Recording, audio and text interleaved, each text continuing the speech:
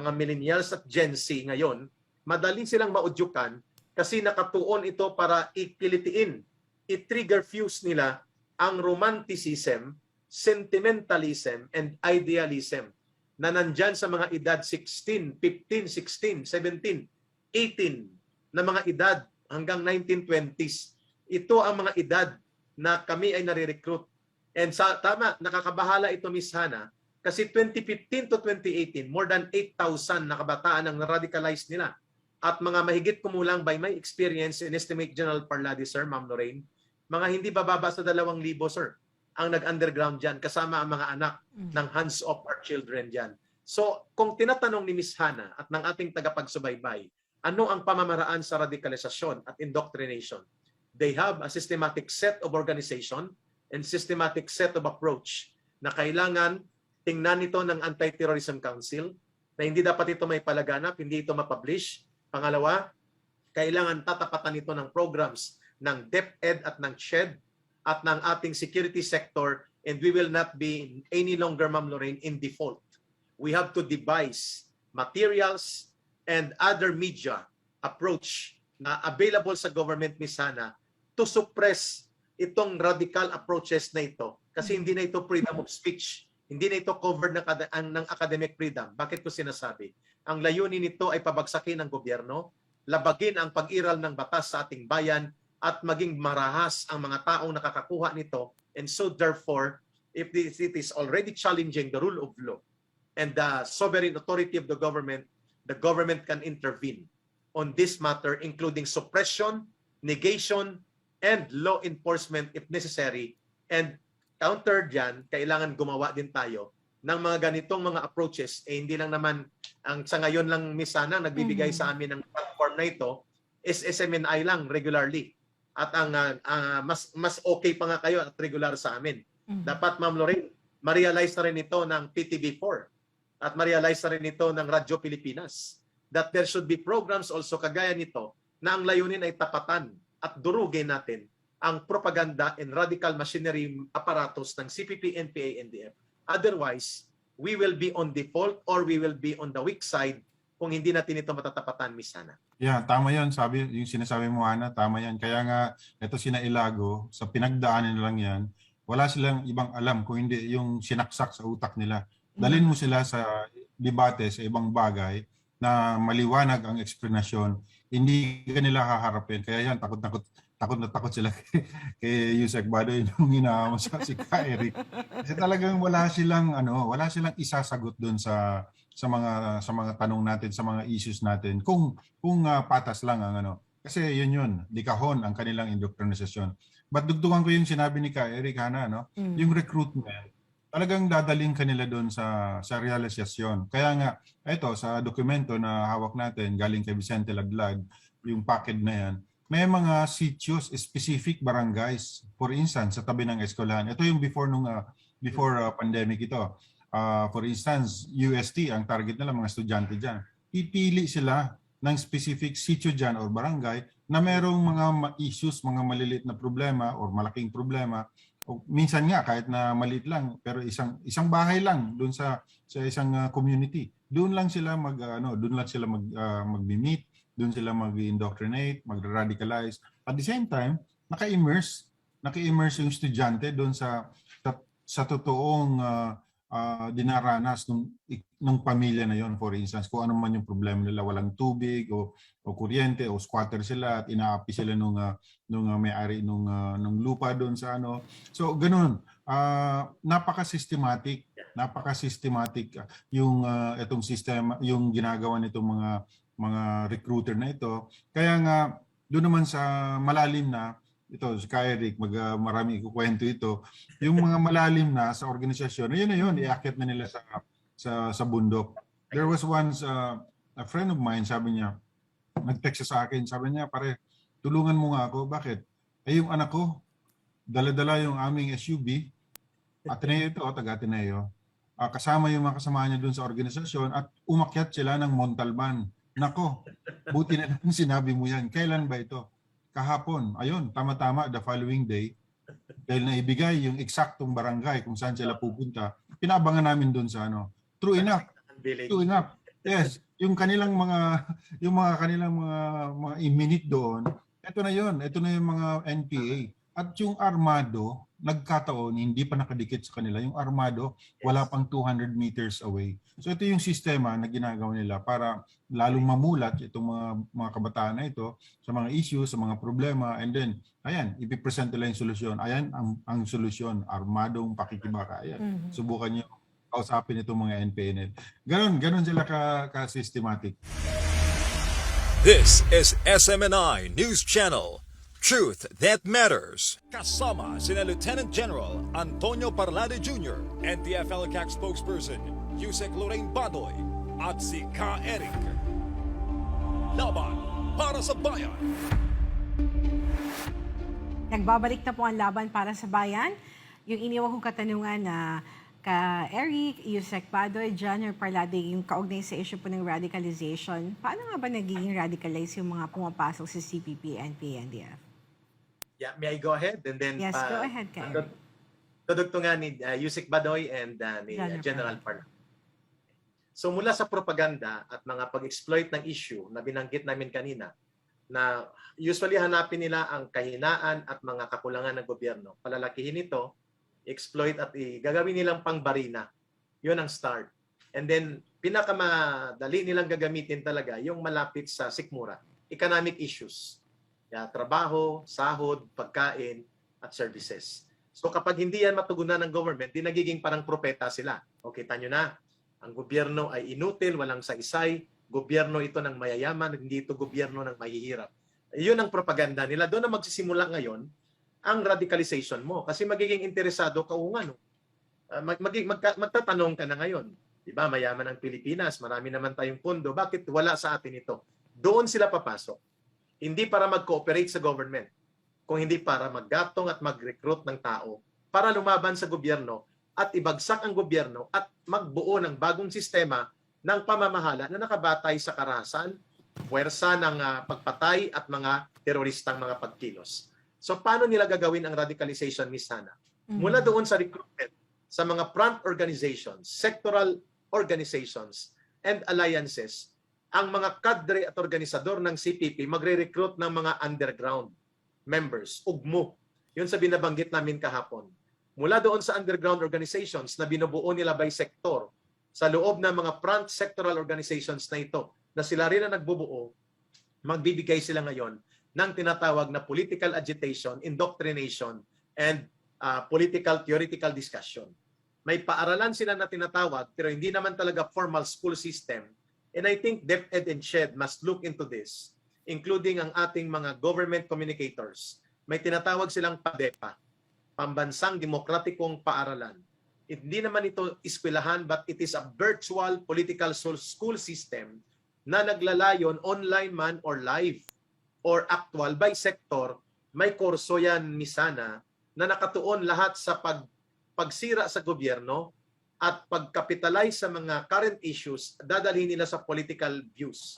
Hanggang sa tatanggapin mo na kailangan magkumilos ka. Magkakaroon talaga ng radikal na pagbabago or social movement or social change na ang ibig sabihin magre-revolusyon ka. So ang PADEPA ay may mga courses ito, Pambansang Demokratikong Paaralan. Stage 1, Level 1, Level 2, Level 3, Level 4. Hanggang sa ma-recruit ka naman sa Communist Party of the Philippines. It's a process. Ito yung ginagawa kahapon ang ipinakita natin ng package, Sir Parlade, Ma'am Lorraine. Pambansang Kawanihan sa Edukasyon. National Education Department of the Communist Party of the Philippines. For so long a time, Miss Hana, before si Pangulong Duterte at ang NTF-ELCAC ay dumating sa ating panahon, ang solomente na gumagawa ng ganitong radicalization systematic na political agitation and indoctrination, CPP, NPA, NDF lang. The reason that they can sustain recruitment and radicalization kasi unchallenged ang kanilang maikling kurso sa lipunan at Revolusyong Pilipino.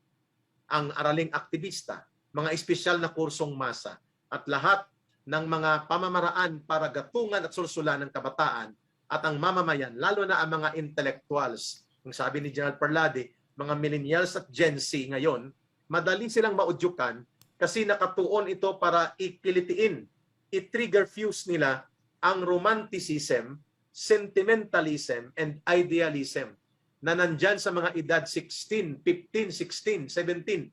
18 na mga edad hanggang 1920s. Ito ang mga edad na kami ay nare-recruit.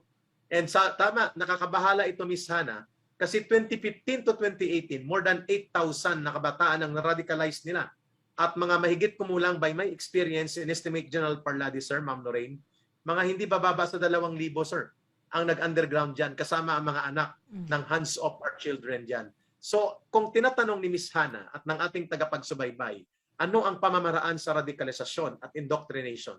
They have a systematic set of organization and systematic set of approach na kailangan tingnan ito ng Anti-Terrorism Council, na hindi dapat ito may palaganap, hindi ito mapublish. Pangalawa, kailangan tatapatan ito ng programs ng DepEd at ng CHED at ng ating security sector, and we will not be any longer, Ma'am Lorraine, in default. We have to devise materials and other media approach na available sa government, Miss Hana, to suppress itong radical approaches na ito. Kasi hindi na ito freedom of speech. Hindi na ito covered ng academic freedom. Bakit ko sinasabi?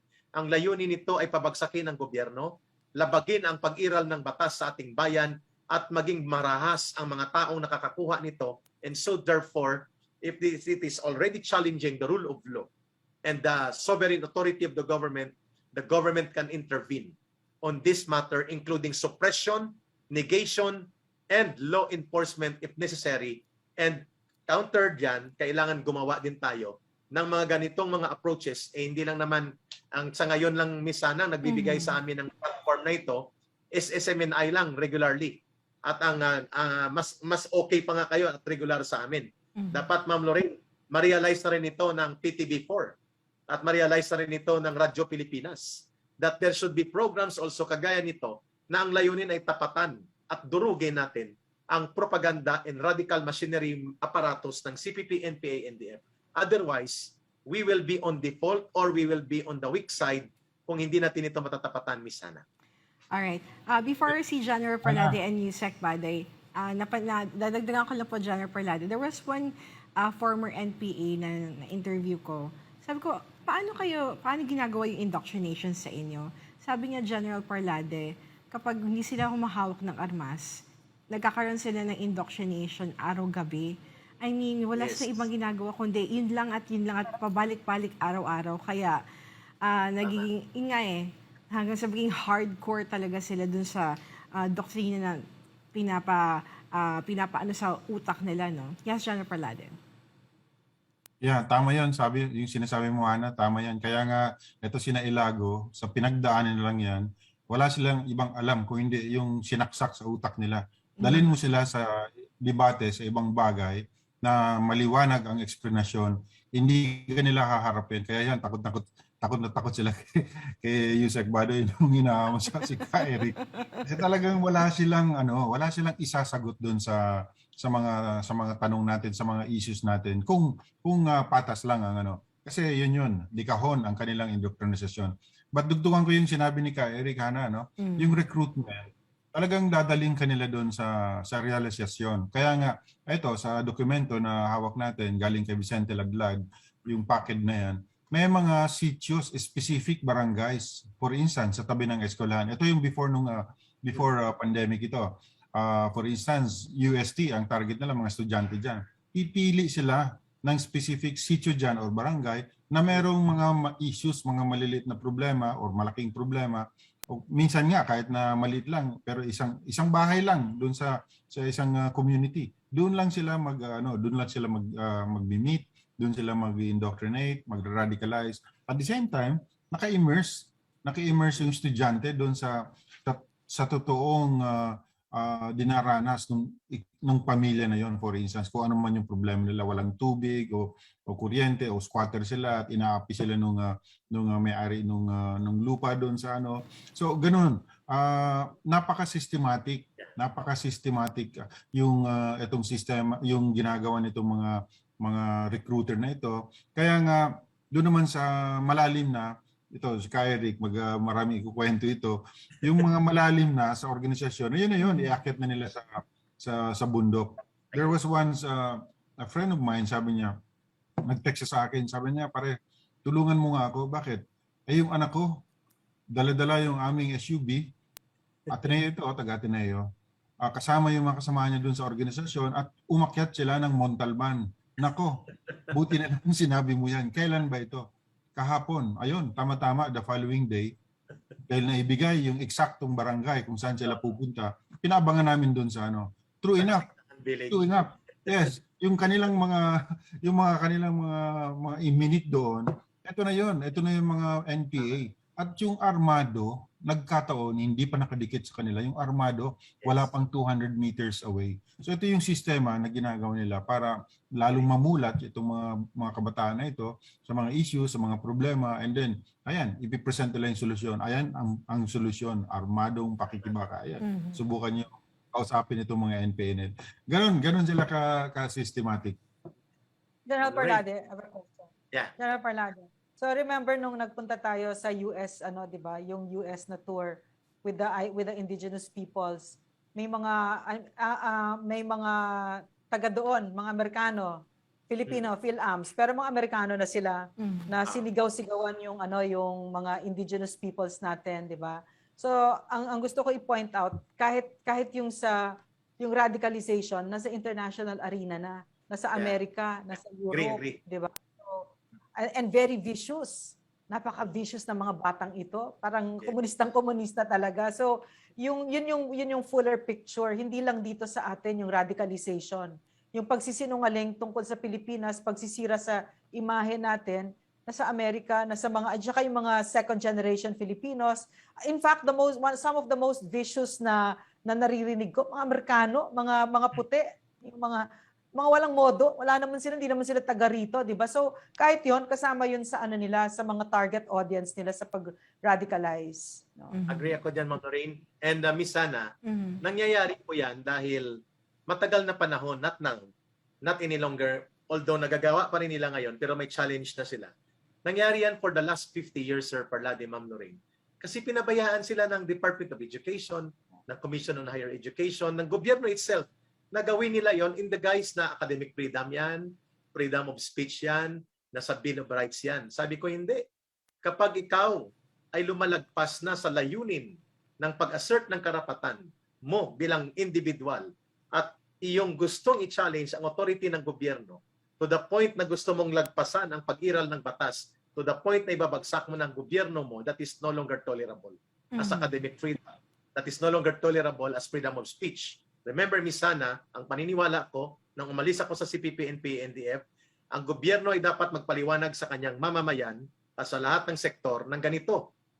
Bagamat may karapatan tayo bilang individual, nasa konstitusyon yan, fundamental yan, inherent yan, likas sa atin yan.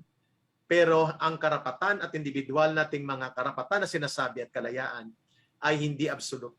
The only thing absolute is the rule of law.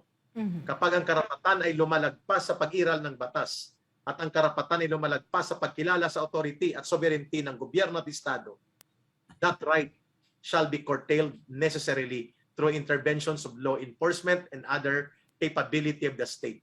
Yan ang ayaw nila kay Pangulong Duterte. Pero sa ilalim ng National Task Force to End Local Communist Armed Conflict, Miss Ana, we have to convince DepEd and CHED to do that. And we have to convince Sir Parlade, the security sector, the education sector, in the communication sector, in information officers of the government, we have to unify our ranks. We have to defeat their overwhelming attempts and persistent and systematic approach to infiltrate and radicalize the sectors, especially the youth and students, including sa abroad. We will not give them an inch to dominate ang ganitong radicalization. Nasasanay kami, Miss Sana, na kapag sinita kami, red tagger ka. Binabiolate mo ang karapatan ko. No. Kailangan ipamukha sa kanila. No rights and freedom can ever be absolute. Only the rule of law is absolute. Subscribe to SMNI News Channel and turn on notification button for more news updates.